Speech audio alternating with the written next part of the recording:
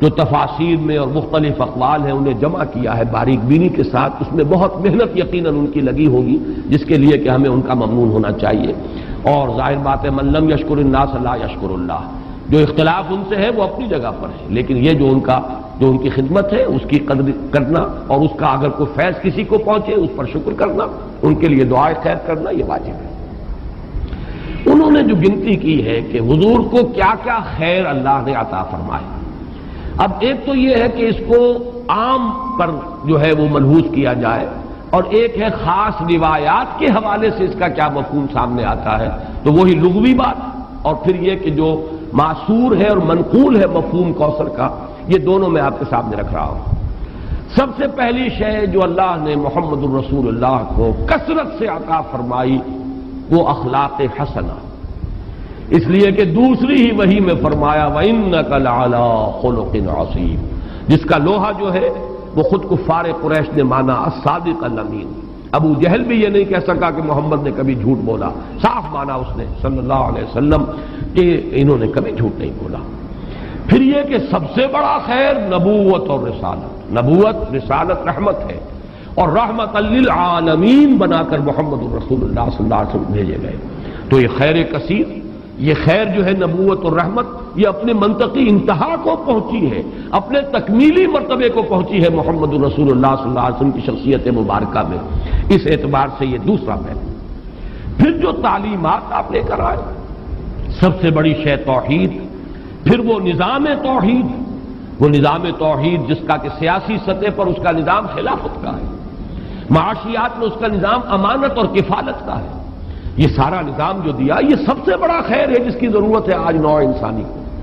چنانچہ میں نے اسی کتاب میں نبی اکرم صلی اللہ علیہ وسلم کا مقصد بعثت اس میں اس پر بحث کی ہے.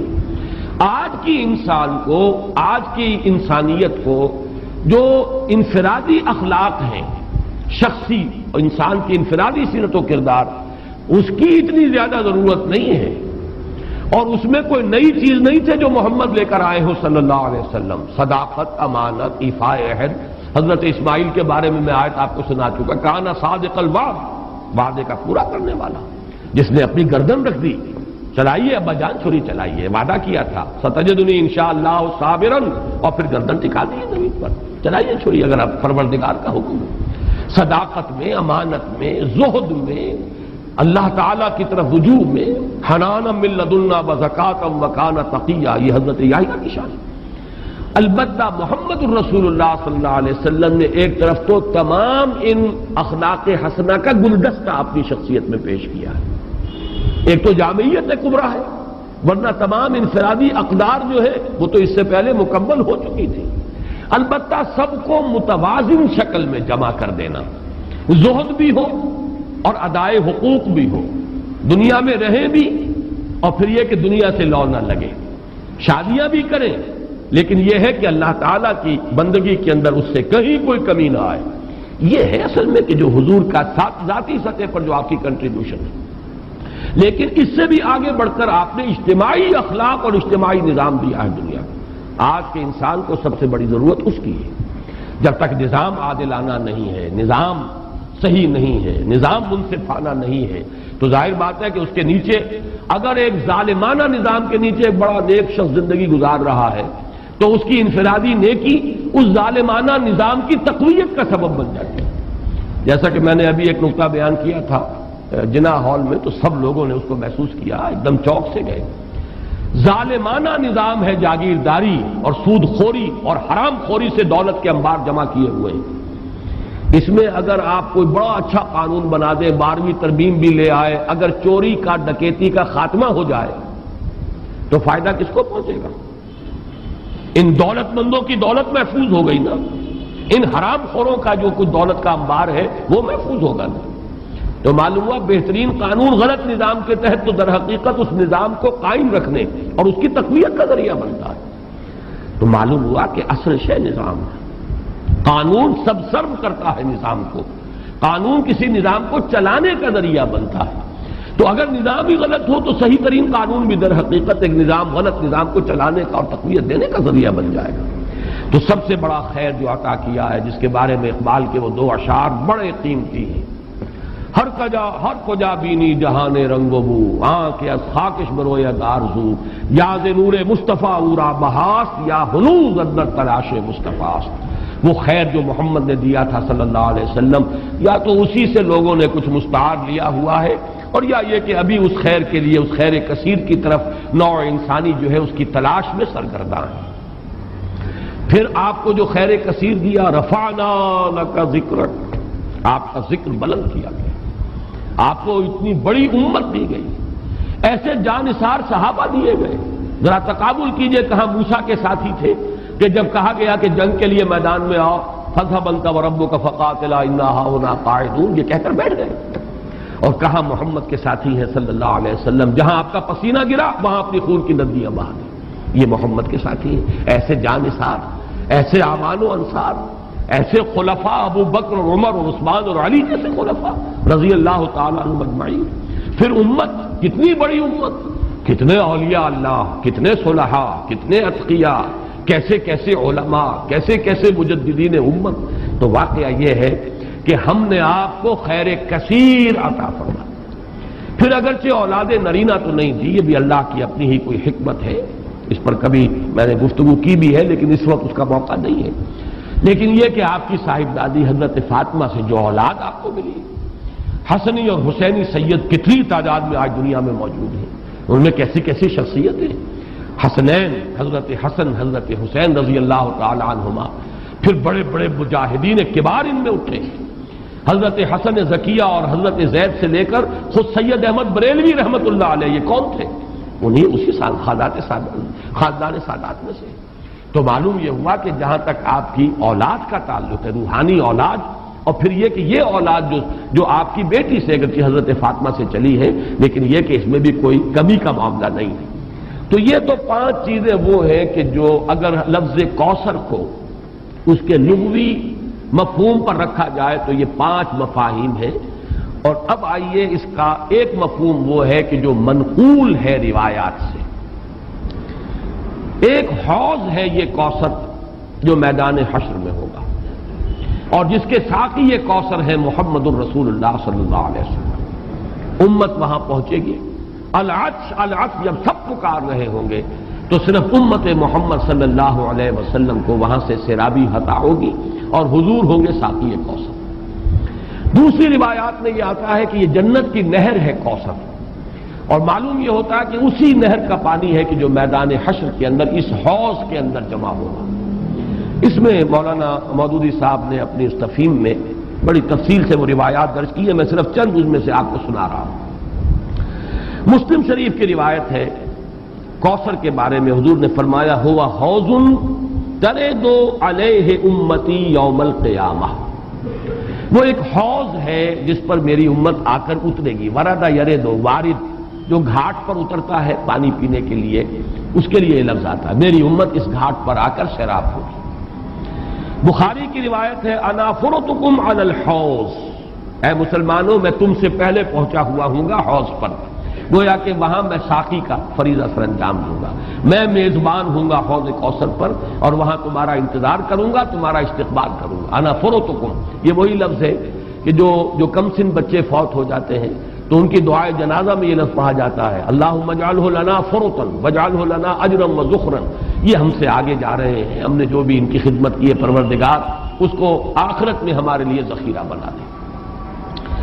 اسی طریقے سے بخاری کی ایک روایت اور بھی ہے، انا فرطکم علی الحوض وانا شہید علیکم وانی واللہ لانظر الی حوضی الان، میں تم سے پہلے پہنچ جاؤں گا حوض کوثر پر اور وہاں تمہارا استقبال کروں گا، اور پھر میں تمہاری گواہی دوں گا، تم پر گواہ ہوں گا اس حوض کوثر پر، اور خدا کی قسم میں اپنی آنکھوں سے اس حوض کو اس وقت بھی دیکھ رہا ہوں۔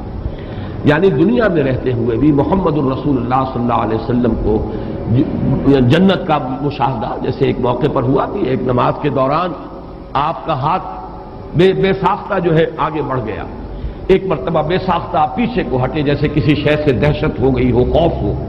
جب لوگ صحابہ نے پوچھا حضور کیا یہ اس نماز کا خاصہ ہے، یہ بھی اس کا کوئی جز ہے؟ آپ نے فرمایا نہیں، میرے سامنے جنت لے آئی گئی تھی اور بے اختیار میرا ہاتھ بڑھ گیا کہ میں اس کا کوئی خوشہ توڑ لوں تاکہ تمہیں دوں وہ جنت کا میوہ، اور میرے سامنے دوزخ لے آئی گئی اور اس کا بھبکا جو تھا، اس کی حرارت، اس کی وجہ سے مجھے پیچھے ہٹنا پڑا۔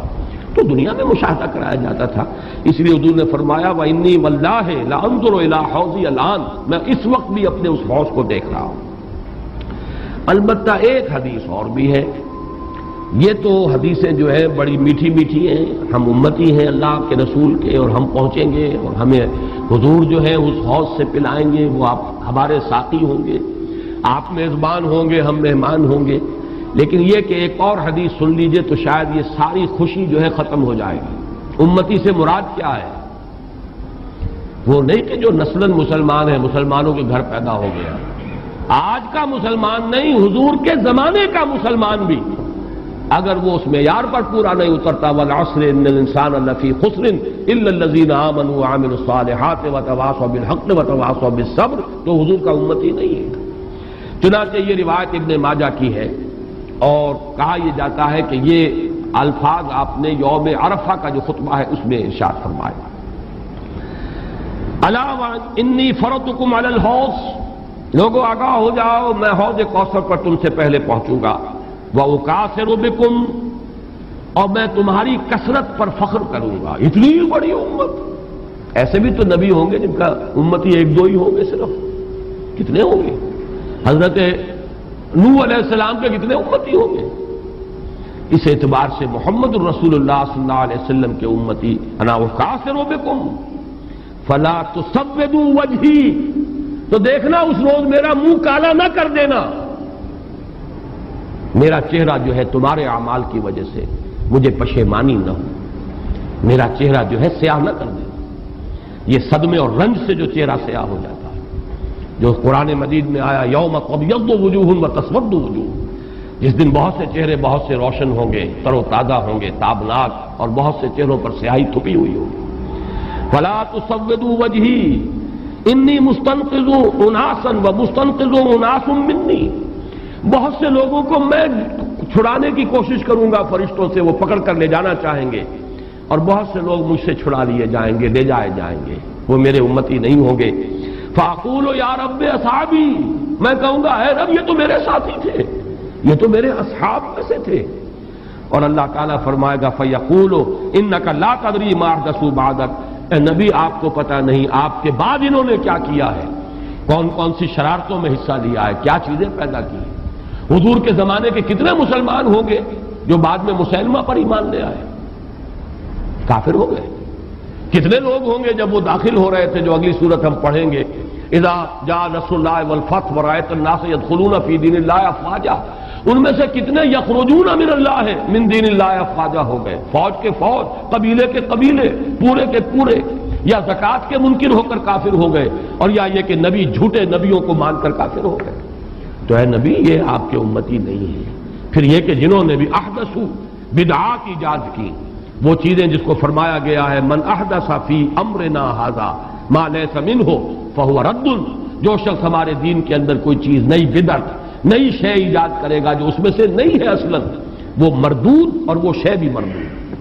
تو اللہ تعالی ہمیں اس انجام بد سے بچائے کہ ہم تو وہاں پر پہنچے حوض کوثر پر کہ حضور صلی اللہ علیہ وسلم کے ہم مہمان اور آپ ہمارے میزبان، اور فرشتے ہمیں کھینچ کر لے جائیں، اور حضور بھی پکارتے رہ جائیں میری امت ہے کہاں لے کر جا رہے ہو، اور آپ کو جواب ملے کہ نہیں اے نبی آپ کو معلوم نہیں، فیقول انک لا تدری ما احدثوا بعدک، اے نبی آپ کو پتہ نہیں آپ کے پیچھے کیا کرتے رہے۔ اس سے ان لوگوں کے خیال کی بھی نفی ہو جانی چاہیے جو سمجھتے ہیں کہ ہر شے جو ہے بعد میں جو ہوئی ہے وہ حضور کے علم میں ہے، ورنہ تو یہ الفاظ کہتے ہیں آپ کو پتہ نہیں انہوں نے آپ کے بعد کیا کیا ہے۔ جو بھی اللہ بتاتا ہے، جو چیز پہنچانا چاہتا ہے پہنچتی ہے۔ جیسے آپ کی حیات دنیاوی کے دوران بھی جو اللہ علم دیتا تھا آپ کو علم ہو جاتا تھا، جو اللہ تعالیٰ کی طرف سے نہیں دیا گیا تو اس معاملے میں آپ بشر ہیں، انسان ہیں، بات آپ کو معلوم نہیں۔ بعد میں بھی جو چیزیں اللہ اب بھی عالم برزخ میں محمد الرسول اللہ کا جو بھی مقام ہے، جو کچھ اللہ پیش کرتا ہے پہنچاتا ہے، پہنچتی ہے بات۔ لیکن جو اللہ نہیں پہنچاتا حضور کے پاس اپنا کوئی اختیار نہیں ہے کہ وہ ان تمام چیزوں کو جان لے، ورنہ یہ الفاظ جو ہے کہ آپ کو نہیں معلوم انک لا تدری ما احدثوا بعدک، اپنے زمانے کے لوگوں کا بھی جو بعد میں حشر ہوا وہ اس حدیث کی روح سے ثابت ہو رہا ہے کہ حضور کو بتایا جائے گا کہ آپ کو معلوم نہیں، آپ دھوکہ نہ کھائیں کہ یہ آپ کے زمانے میں ایمان لے آئے تھے لہذا آپ کے صحابی ہیں، بعد میں جو کچھ انہوں نے کیا ہے وہ آپ کو معلوم نہیں۔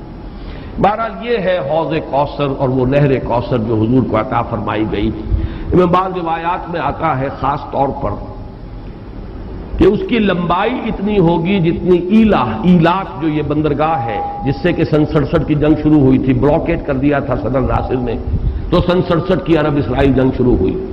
یہ خلیج ایلا کے بالکل ٹپ کے اوپر جا کر بحر احمر جو ہے ریڈ سی اوپر جا کر تقسیم ہو جاتا ہے دو کھاڑیاں، ایک خلیج سویس ہے مغرب کی طرف جا رہی ہے، شمال مغرب کی طرف، ایک ہے یہ خلیج عقبہ اور یہ ہے در حقیقت جو کہ شمال مشرق کی طرف جا رہی ہے۔ اس کے ٹپ پر یہ ایلا، اور یہی وہ جگہ ہے جہاں پر کہ وہ یہود کا وہ قبیلہ آباد تھا جنہوں نے کہ شریعت کا مذاق اڑایا تھا اور پھر انہیں بندر بنا دیا گیا تھا۔ یہاں سے لے کر عدن تک یعنی کل بحیرہ احمر جو ہے ریڈ سی اس کی لمبائی اس حوض کی لمبائی ہوگی، اور فرمایا آپ نے کہ ایلا سے لے کر جحفہ تک